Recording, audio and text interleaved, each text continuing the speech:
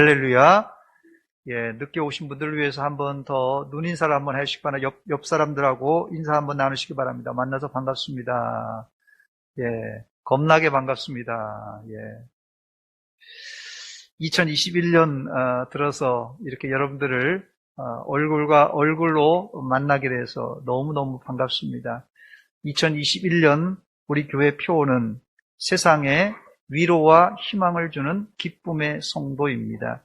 제가 지난 3주 동안 온라인 비대면으로 이 세 가지 키워드, 위로, 희망, 기쁨에 대해서 설교를 했습니다. 오늘 혹시라도 3주간 온라인 예배를 못 드린 분들이 있을지 모르겠어요. 그럴까봐 또 혹은 3주간 온라인으로 설교를 들으셨을지라도 정리하는 차원에서 지난 3주간 설교의 주제를 다시 반복하겠습니다. 감사한 것은 이 세 가지 키워드, 뭐라고요? 위로, 그 다음 뭐라고요? 희망, 그리고 뭐라고요? 기쁨. 이 세 가지를 만들어내는 것을 하나님이 우리에게 주셨는데 그것을 오늘 여러분들에게 소개하려고 합니다. 여러분들은 희망, 또 위로, 또 기쁨, 이 위로와 희망과 기쁨을 동시에 만들어낼 수 있는 것이 뭐라고 생각하십니까? 뭘 것 같아요? 딱 떠오르는 것이 아이고 돈이지. 돈이 위로가 되고 돈이 희망이고 돈이 기쁨을 주지. 이렇게 생각하시는 분들은 제 3주간 설교를 잘못 들은 분들입니다. 우리에게 위로와 희망과 기쁨을 동시에 가져다 줄 수 있는 것이 바로 하나님의 말씀입니다. 하나님의 말씀이 고난 중에 위로가 되고 앞이 캄캄한 사람들에게 희망을 주고 그리고 표정을 잃고 무감각하게 살고 있는 사람들에게는 기쁨을 안겨다 줍니다. 그렇습니다. 우리의 위로와 희망 그리고 기쁨의 출처는 하나님께로부터 오는데 그 근거는 하나님의 말씀입니다. 이 말씀을 붙들고 올 한 해 환난과 고난이 설령 있을지라도 위로받으며 희망을 가지고 또 기쁨을 누리면서 사시는 여러분들이 되시기를 주의 이름으로 축원합니다. 저를 한번 따라서 하시기 바랍니다. 하나님 말씀이 하나님 말씀 안에 위로와 희망과 기쁨이 있습니다. 오늘 본문 시편 119편은 성경에서 가장 긴 장입니다. 무려 176절로 구성되어 있습니다. 이 긴 내용의 주제는 한 가지인데 하나님의 말씀입니다. 일반적으로 시편 119편을 답관체라 이렇게 부르는데요. 이 답관체라는 말은 이 답자가 밟을 답자입니다. 밟을 답자. 그래서 답사할 때 이 답자를 씁니다. 그래서 답사는 뭐 어디 걸어서 밟고 갔다 오는 거잖아요. 답관체가 그래서 머리를 밟아가는 형식이다 이런 뜻인데요. 그 원 의미는 히브리어 알파벳 첫 머리를 따라 지은 시라 그런 시입니다. 우리나라 말로 하자면 이게 히브리어 알파벳 첫 머리를 따라 지은 시가 뭐냐면 우리나라 말로 하자면 기억 하면은 그 사람이, 니은 하면 나에게, 디귿 하면 다가와서 뭐 이런 식으로 시를 짓는 방식을 답관체라고 부릅니다. 그래서 기억을 밟고 중얼중얼 은유를 읽고 니은을 밟고 그 다음 중얼중얼 그래서 답관체라는 말이 나왔습니다. 히브리어 알파벳이 22자입니다. 근데 이 알파벳 한자에 따라서 총 8절로 운율을 맞춰놨어요. 총 22자에 각 단어에 8절씩 했으니까 곱하기 176절이 된 것입니다. 첫 번째 하나님의 말씀은 우리의 희망입니다. 시편 119편 강해서를 쓴 영국의 찰스 브리지스 목사님은 무엇이 믿음입니까? 라는 질문에 믿음은 하나님 말씀 위에 서 있는 소망입니다. 이렇게 말했습니다. 또 우리 믿음의 대상은 누구냐 하는 질문에 우리에게 소망을 주시는 하나님입니다. 라고 답했습니다. 즉 우리의 믿음은 넓은 의미에서는 이 소망을 품고 있습니다. 예를 들면 여러분들이 하나님을 믿는다, 내가 하나님을 믿는다 할 때 그 믿는다는 것이 무엇입니까? 물론 하나님 그 자체를 믿습니다. 그런 뜻을 가지고 있지만 결국은 믿음이란 하나님이 우리를 구원하셔서 하늘나라 천국으로 인도하신다는 이 미래의 소망을 포함하는 말입니다.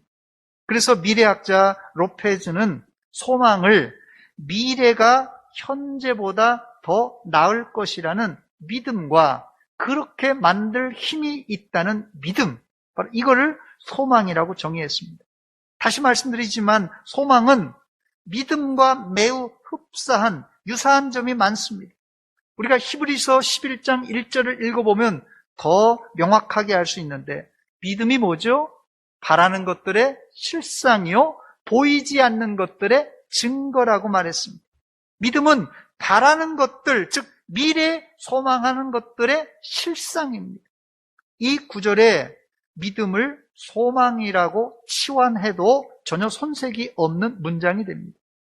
오늘 본문에서 시인은 이런 논리의 연장선상에서 하나님이 이미 자신에게 하신 말씀, 그 말씀을 기억해 달라고 간청한 후에 그 말씀을 가슴 속에 품고 있는 상태를 바로 소망이라고 말합니다. 소망이 뭐라고요? 하나님의 말씀이 아직 이루어지지 않았지만 그 하나님의 말씀이 내 가슴에 품고 있는 상태, 그게 소망입니다. 여러분 가슴 속에 아직도 이루어지지 않은 하나님의 약속, 하나님의 말씀이 있습니까? 그게 소망이에요. 본문 49절입니다. 주의 종에게 하신 말씀을 기억하소서. 주께서 내게 소망을 가지게 하셨나이다 했습니다. 여기 시인은 하나님 앞에 겸손하게 주의 종에게 하신 말씀, 겸손하게 자신을 종이라고 표현하고 있는데 사실 종은 미래와 소망이 없는 사람입니다. 종은 그냥 주인이 시키는 일만 하는 사람이에요. 주인의 통제를 떠나 독립적으로 움직일 수 없는 몸이 종의 몸입니다. 그런데 이 종은 세상의 종하고는 다릅니다. 주님의 말씀을 들었던 종은 비록 자신이 종이지만 자기 안에 말씀이 들려짐으로 미래와 소망을 가지게 된 사람입니다. 사실 우리는 미래를 가질 수 없는 희망이 없던 죄의 종, 사탄의 종이었습니다. 그러나 우리 귀에 뭐가 들렸다고요? 하나님의 말씀이 들려질 때 그 말씀을 통하여서 우리가 누구인가 하는 이 정체성을 발견하게 되는데 죄악의 얽매인 종이 아니라 하나님 앞에 자유자로 선명한 희망을 갖게 되는 것이에요. 종과 자유자는 명확하게 갈라지는데 종은 희망이 없는 사람이에요. 그런데 자유한 사람은 선명한 희망을 가지고 사는 사람입니다. 그렇습니다. 하나님의 말씀이 우리의 소망이 된 것은 단순히 우리가 잘 먹고 잘 살게 된다는 이 장밋빛 미래가 보장된 말이 아니라 우리의 신분이 죄의 종에서 하나님의 자녀로 전환되었다는 뜻입니다. 그래서 본문 시편 119편에만 바라다, 소망하다라는 히브리어 이 야찰이라는 단어가 무려 6번이나 사용되옵니다. 여기 히브리어 이 야찰, 이 소망이라는 단어는 하나님의 말씀을 바라며 정해진 하나님의 시간까지 참고 인내한다는 뜻을 가지고 있습니다. 이 사실에서 시인은 얼마나 간절히 하나님을 바라고 기다렸는지를 알 수 있습니다. 본문 시편 119편은 바벨론 포로기와 연관이 있는 시입니다. 히브리어 이 야찰과 함께 희망이란 단어를 제가 지난번에도 한번 소개했습니다만 히브리어 티크바란 단어입니다.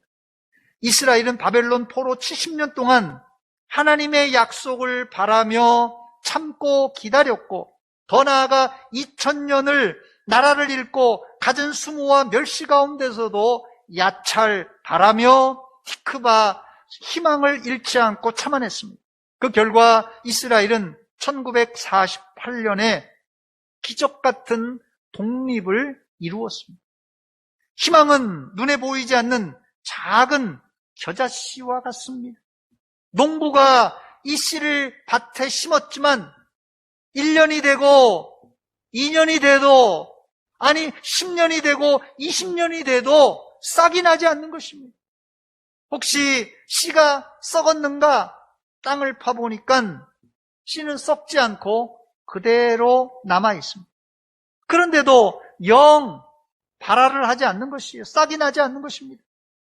모두 다 실망하여 이제는 더 이상 희망이 없다고 생각하고 있는데, 바로 그때 생명의 씨앗이 발화하여 싹이 트고 이파리를 내고 열매를 맺는 것입니다.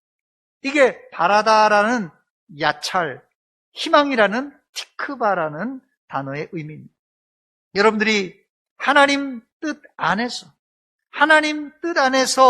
포기하지 않는 한 반드시 희망의 싹이 나고 이파리를 내고 열매를 맺게 될 것입니다.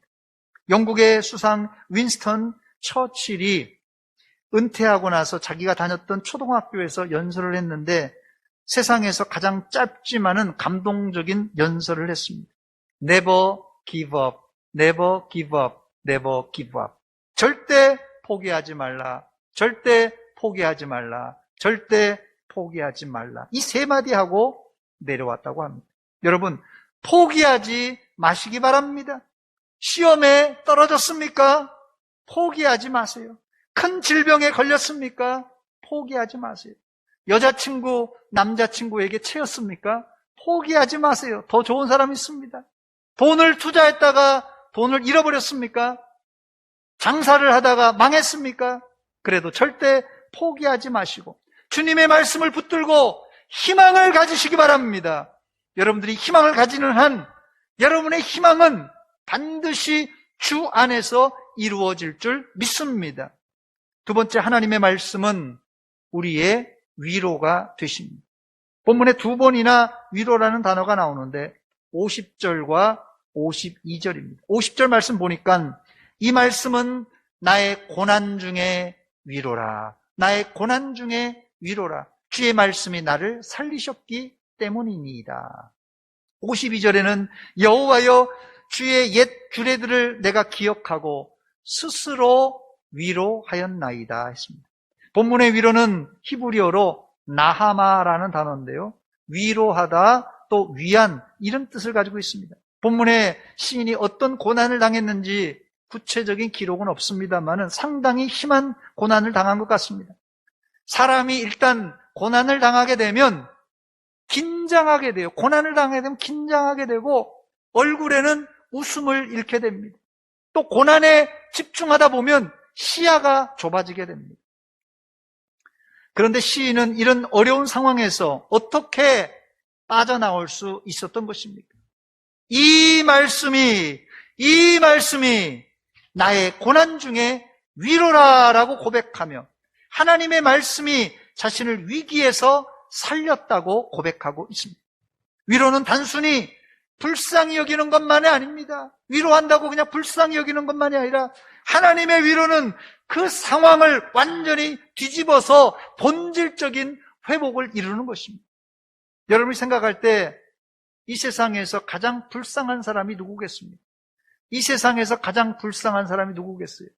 어려울 것 같아서 제가 사지선다형 문제로 준비했습니다. 1번 환난을 당한 자, 2번 시험에 떨어진 자, 3번 중병에 든 사람, 4번 위로해 줄 사람이 없는 사람. 1, 2, 3, 4번 중에 몇 번입니까? 예, 정답은 4번입니다. 야, 역시 수준이 있으시네요. 어려운 문제인데. 살다 보면 어려움 당할 수 있습니다. 매일 좋은 날만 어떻게 기대하겠습니까?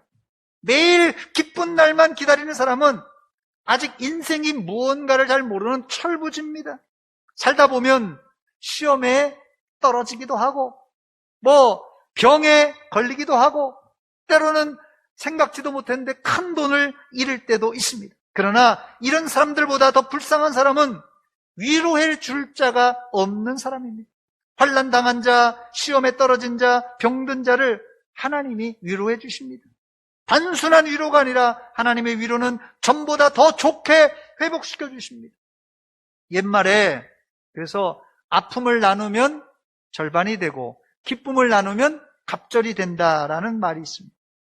그러나 이도 저도 위로해 줄 자가 없는 사람은 가장 불쌍한 사람입니다.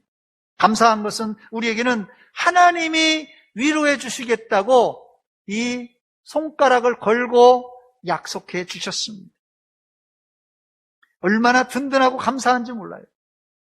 나의 등 뒤에서 나를 도우시는 주, 나의 인생 길에서 지치고 고나여 매일처럼 주저앉고 싶을 때 나를 밀어주시네. 일어나 걸어라, 내가 새 힘을 주리니. 일어나 너 걸어라, 내 너를 도우리. 할렐루야! 이 예배 시간에도 주님이 여러분들의 등을 밀어주시며 위로해 주고 계십니다. 주님의 위로의 손길을 체험하고 돌아가시기를 주의 이름으로 축원합니다. 예레미야 선지자는 눈물의 선지자라는 별명을 가졌습니다. 예레미야 선지자는 나라가 망하는 것을 보고 눈물로 예언했던 선지자입니다.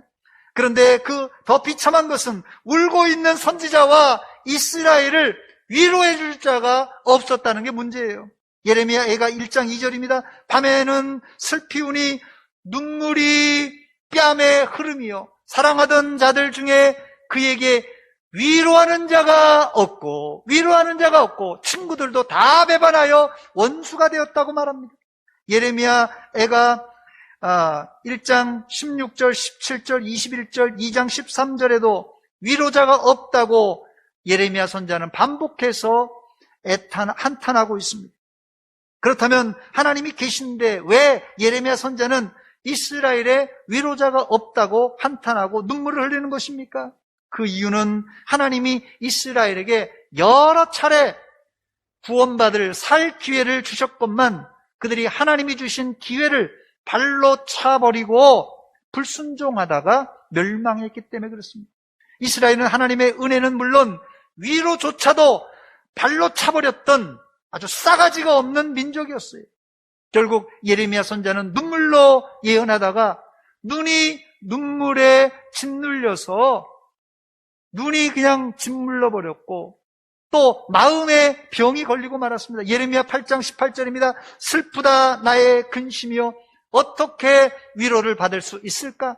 내 마음이 병들었도다 그랬습니다. 그렇다면 이런 앞이 보이지 않는 고난 중에 어떻게 시인은 하나님의 말씀으로 살아날 수 있었던 것입니까?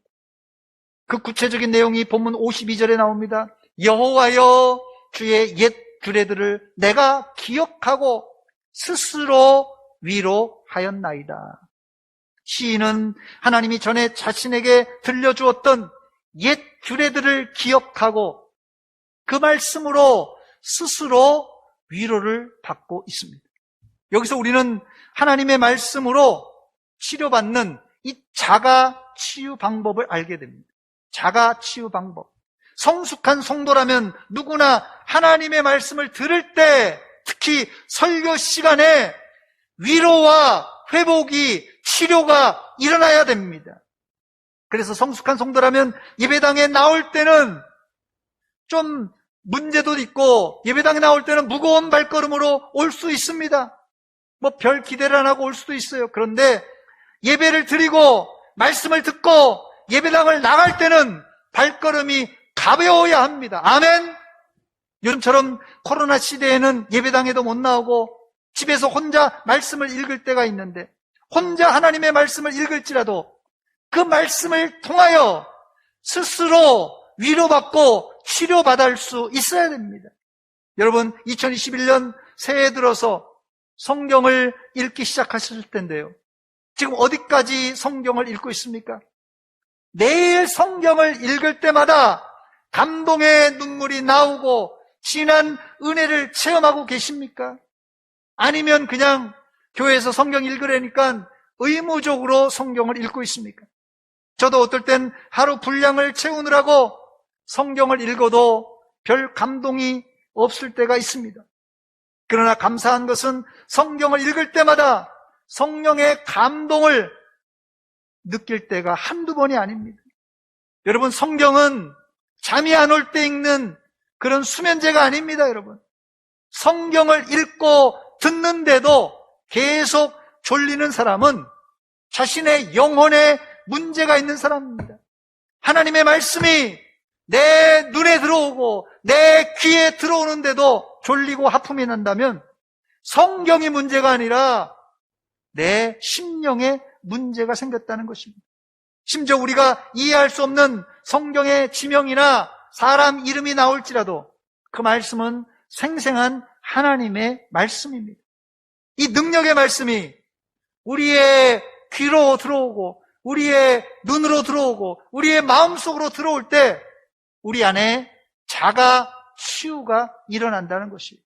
우리의 영혼이 치유되면 제일 먼저 우리의 영혼이 기쁘게 되어 있고 우리 마음에 뜨거움으로 감동으로 넘치게 됩니다. 이제 여러분들은 어린아이가 아닙니다. 하나님의 말씀을 읽고 들을 때 여러분 안에 치유와 회복을 그리고 감동이 충만하시기를 주의 이름으로 축원합니다. 우리 교회 로고가 있는데요. 기쁨의 동산 작은 천국이라는 로고입니다. 이 공동 목표를 지향하는 공동체입니다. 그래서 우리 교회 안으로 들어온 사람들은 누가 되었든지 천국의 사랑과 위로 그리고 기쁨을 체험할 수 있어야 됩니다. 그러나 현실은 어떻습니까? 교회 공동체가 사랑과 위안과 기쁨을 주기보다 상처를 주기도 하고 상처를 받기도 합니다. 여러분, 왜 그럴까요? 교회가 기쁨의 동산이고 작은 천국이라고 하는데 왜 교회 안에서 상처를 주기도 하고 상처를 받는 것입니까? 그 이유는 교회 공동체 안에 아직도 인격과 영혼에 공사 중인 사람들이 많기 때문에 그렇습니다. 사실 우리 모두는 영적 공사 중인 사람들입니다. 신앙생활을 오래 했지만 아직도 성숙하지 못한 내 말과 까칠한 내 성격 때문에 사실은 나도 상처받고 남에게도 상처를 끼치는 불완전한 존재가 바로 우리들입니다. 그렇다면 어떻게 해야 이런 상처를 방지할 수 있겠습니까? 먼저는 상처 입은 내가 하나님의 말씀으로 내가 먼저 치료받아야 됩니다. 그래야 남에게 상처를 주지 않고 오히려 상처를 보듬어 안을 수 있는 위로자가 될 수 있는 것이에요. 혹시 여러분 주위에 말이 까칠한 분이 계십니까? 그분은 아직도 공사 중인 사람입니다. 그러므로 여러분들이 각별히 그런 분들은 잘 보살펴 주시기 바랍니다. 그래야 내가 살고 상대방도 살고 우리 온 공동체가 살 수 있습니다. 마지막 세 번째, 하나님의 말씀이 시인의 노래 제목이 되었습니다. 저는 이 노래 제목을 기쁨이라고 표현하고 싶습니다. 본문 54절입니다. 내가 나그네 된 집에서 주의 율례들이 나의 노래가 되었나이다. 주의 율례들은 하나님의 말씀의 다른 표현입니다. 하나님의 말씀이 시인의 노래가 되었습니다. 그런데 시인은 한가롭게 노래를 부를 수 있는 상황이 아닙니다. 시인의 처지가 어떻습니까?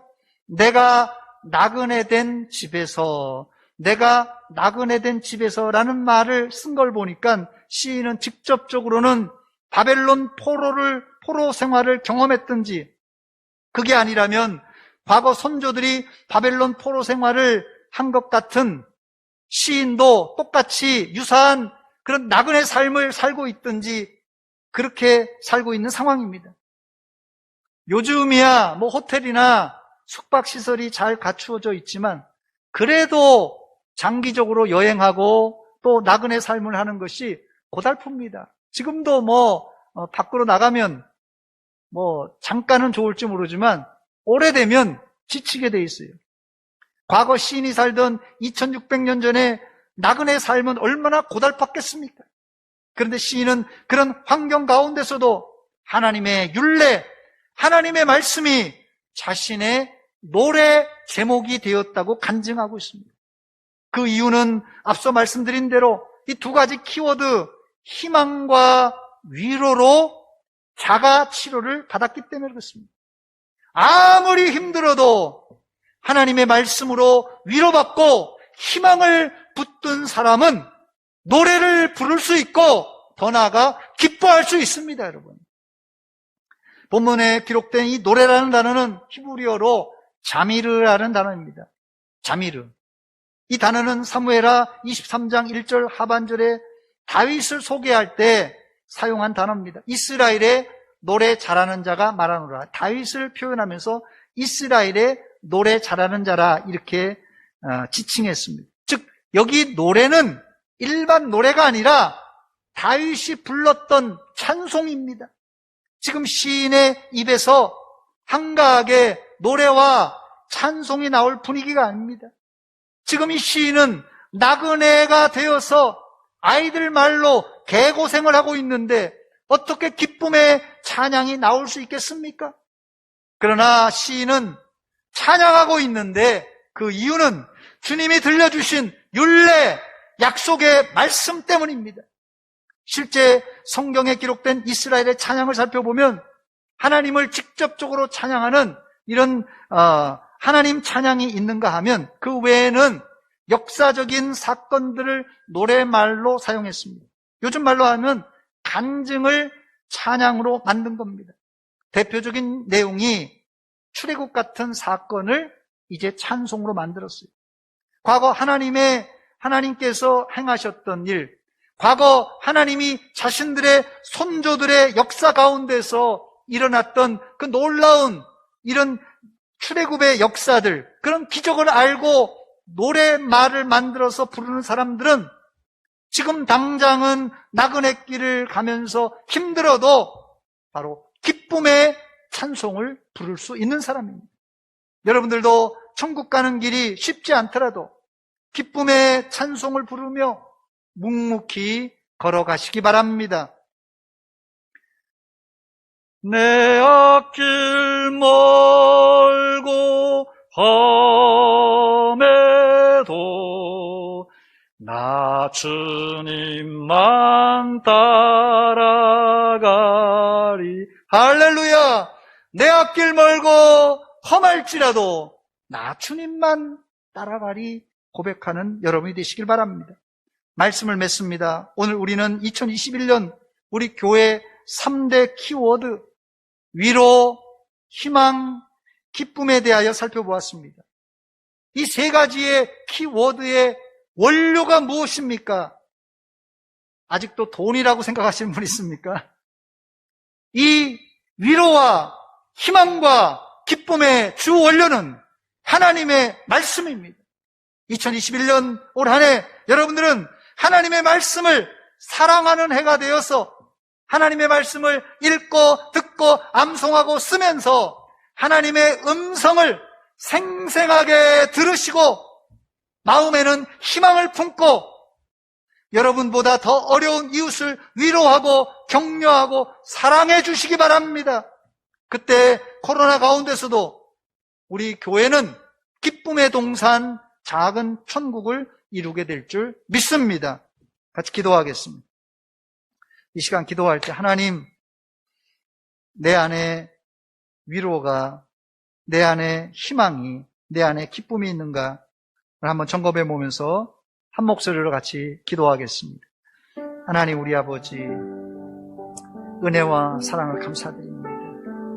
이 아침에 하나님 2021년 대전 서문교회 세 가지 키워드에 대해서 말씀 들었습니다. 하나님, 이제까지 세상의 것으로 위로받고 세상의 것으로 소망하며 살았던 저희들, 이제 하나님 말씀 안에 위로와 희망과 기쁨을 발견하고 여기에 우리의 남은 생애가 집중하여 하나님께 영광이고 이웃을 살리는 믿음의 종들 되게 하여 주시옵소서. 아버지, 우리의 하나님이여, 모든 하나님 껍데기들 다 벗어내게 하시오. 하나님 앞에 우리의 실존이, 우리의 본질이 주님 앞에 서게 하여 주시되, 하나님 벌거벗은 저희들 불쌍히 여겨주시고 위로하여 주시고 새롭게 세워주시고 하나님의 은혜로 살게 하여 주시옵소서. 아버지,